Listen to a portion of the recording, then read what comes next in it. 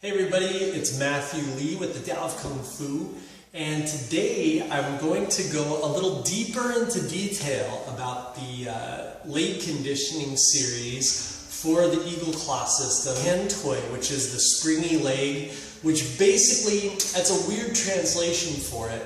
I think what the more correct translation for it, instead of springy leg, is going to be more of an explosive leg so that you're able to move really quickly. So you're developing that action, that athletic ability in your legs to be able to move real rapidly and to spring forward. So springy is a good translation. It's more literal, more direct. But that explosive athletic movement that really launches you is what that meaning is. So the Tan Tui are really incredible. When you're conditioning them and the Tan Tui, you want to do it out of a bow stance, which is a good forward bow. So the front of the knee should be lined up with the back of the heel. And you don't want to be up high like this. You want to be down low, because it's this action of holding this around a 90-degree angle and coming up and then down into the next stance that is going to be developing that springy explosiveness that you want in the Tan. These are a little bit more complex Tan Tui than you normally see, but that's one of the things I love about Eagle Claw is some of the complexity of movements with it, just because it develops all sorts of coordination and things like that. Typically in a traditional Kung Fu style, Tan Tui is actually pretty simplistic movement that just is developing basic coordination that you need for body mechanics and different things like that. But I have kind of worked on these Tan Tui and modified them to be exactly how I want to start training, especially beginners, so that they're getting a good concept of not only body mechanics and that beginning coordination that they need, but also decent defensive skills and an understanding of offensive things like targets and ranges and different things like that, height zones.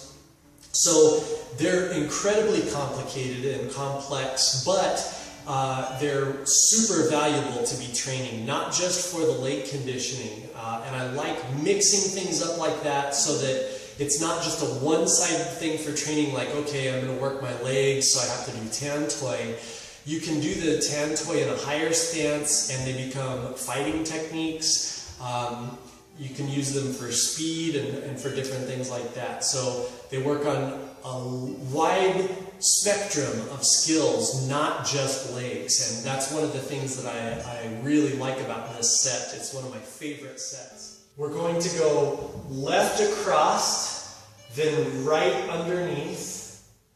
Then we're going to go right across and left underneath. We're going to act like that's blocking a punch and capturing the wrist. And as we twist the arm, we're going to pull forward to our bow, and this hand is going to set out in a punch, just elongated to where the arm's not locked out. It's loose and elongated. Now we're in our good bow stance. Now one thing people do wrong in a bow is they're disconnected, upper body to lower body. So I want you to really focus on curling in and engaging the core so that you're active. And if the lower body moves, the upper body moves. It can't help it because you're plugged in here and your core is engaged. So you're ready to go from the first stance. I'm going to say this because I know it's going to get critiqued. So I want to say this right off. This is not a fighting stance. This is a conditioning stance. So remember, training is different from a fight. Sparring is different from a fight. You can just get as close as possible without fighting for it to be, until it's a fight. So this is conditioning So it's all about coordination and body mechanics, concepts and theory, strategy, and conditioning. With that in mind, from here, we're going to imagine a punch coming in. It can be a straight punch or a round punch. And this lead arm, this arm that's out in front right now, that's extended, is going to come up. Now, in a fight, it's already going to be up. So we're actually training more difficult than it would be in a real situation, which is one of my major concepts that I train, is I train more difficult. I make the movements more dramatic when I'm training than it would be in a real situation. I kick up here when I'm kicking because in a real fight, I'm going to kick here. And so if I train kicking here all the time, that kick's going to be really easy. So that's what I mean by making things more difficult. Do something more difficult, then the easier thing is more accurate, more coordinated, more powerful, more destructive, and faster, and all of that. So from here, you would never fight like this because you'll never block anything to have to raise your arm. They're going to hit you twice before you get your arm up. We come up to block. We're going to pretend we're fast enough to grab, and as we continue to pull this out of the way, so this is a redirection, not a pull or a block. It's a catch and redirect. Even if we don't block it, or if we don't grab it, we're going to be pulling it out of the way. And because the arm is high, it's going to be easy for them to block a hand coming up high. So our first target is going to be low to the ribs. So we're essentially blocking high. If we're lucky enough to grab it, we're pulling it high.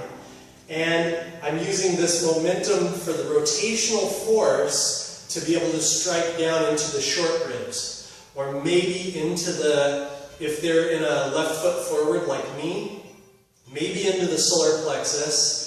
If I can get them pulled far enough off center, if they're right foot forward, I might be able to get back into the kidney. So that's the area that I'm striking, is that semicircle of the ribs up to the kidneys. So that's our first action, is hitting into the ribs. And then I'm either capturing the back of the arm and pulling them down, or I'm pulling in to block, say they come around with a roundhouse kick. I'm coming around to block that roundhouse with the back of my arms. So it's a double block. And you have to make sure you don't want to block it this way, otherwise the kick is just going to slam into your body and jam you up. You have to be out rounded at 45s. And then we're going to do the same thing on the other side. So from here, it's block up. Imagine the capture and grab. Continue to pull as we're pulling high, hitting into the ribs, solar plexus, possibly, or kidneys. That's our target thought. And blocking in. So you get that nice block in. So I'm syncing with that one as well as I'm rounding out, getting that good block. One of the concepts I love teaching with this that's great for initial self-defense, because I like getting beginners to where they can actually do some decent self-defense, is that talk of targets. If you block high, and you've done enough repetitions of this, automatically your arm just goes low. And that's one of the really key concepts of good self-defense, is just having natural target finding ability to where you don't even think about it. You either see it and move, or you just know if their arm is up and you're blocking high, they're open low. So that's one of the first fundamental concepts that's great to learn. Now let's look at number 2. Number 2 is going to open very similar to number 1, except this time I'm going to come over the top of their arm and push their arm down. If I grab it or not So either way, from here, I'd be smothering the arm downwards, which is going to open them up high. So this time, my target is going to be right into the temple, the bridge of the nose, the neck, anywhere in that area, behind the jaw, the ear. So I'm pulling downward if I catch it. If I don't catch it, I'm just smothering and pressing it down to keep them from blocking. And so I'm shooting high to the temple. Now, if I have the wrist, I'm twisting that and pulling it to the waist. This hand is going to come down and bar the elbow. So I'm pressing down on the elbow and maybe even hyperextending it. So this is strong and rounded, and it's up above the elbow. This individual that's attacking me is in this position with my hand on the wrist here at the waist, and this one pressing. Then I release here and shoot into the head. So that's my second one, because now they're pulled down in this position. I release the arm and I shoot right into that temple, into the back of the neck, right there. So the initial move is head, bar, head. Then I do a combination move where I come with this hand striking into the temple again and the leg kicking at the same time. So it's called a hit kick, or a kick hit. I don't think it would matter which one. So a lot of times I call them a hit kick. So from here, after I've hit with this one, I'm going to use this leg for the power, for the momentum, and I come in with a hit and a kick. So I train these to where it's more difficult than the real motion as well. So from here, I shoot in, 1, 2.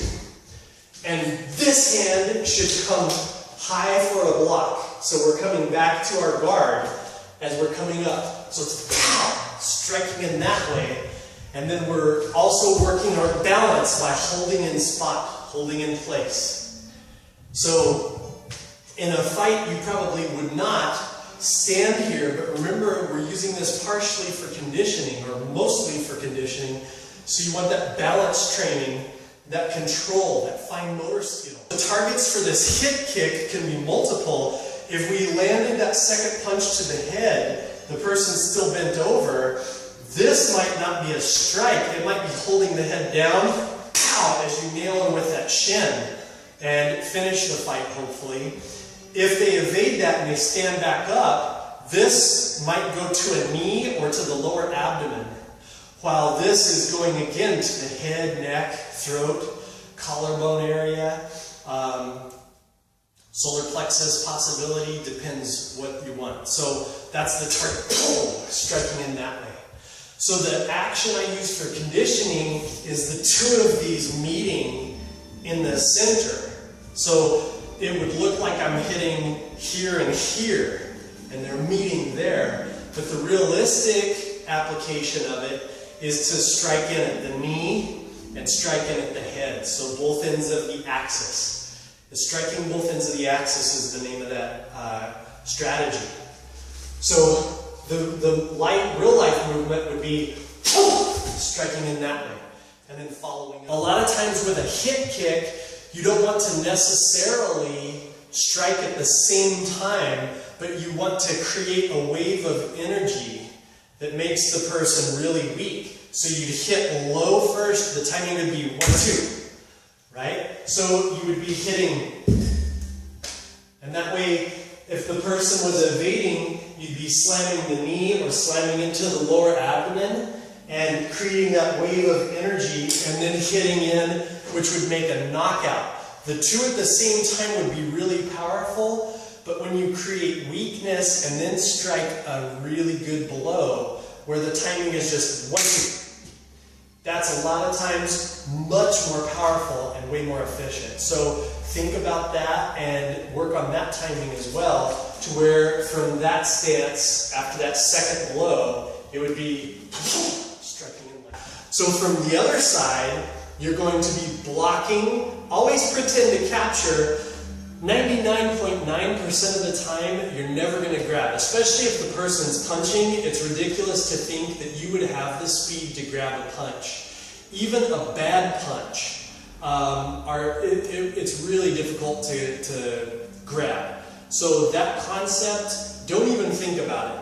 You're just going to hurt your fingers trying to grab somebody's punch. A good puncher, you're never going to grab them. The only time you're going to be able to grab somebody's hand is when they're in a static state, not when they're punching, realistically. So we're just thinking of that concept because they could be standing there in that static state and we rush in and grab.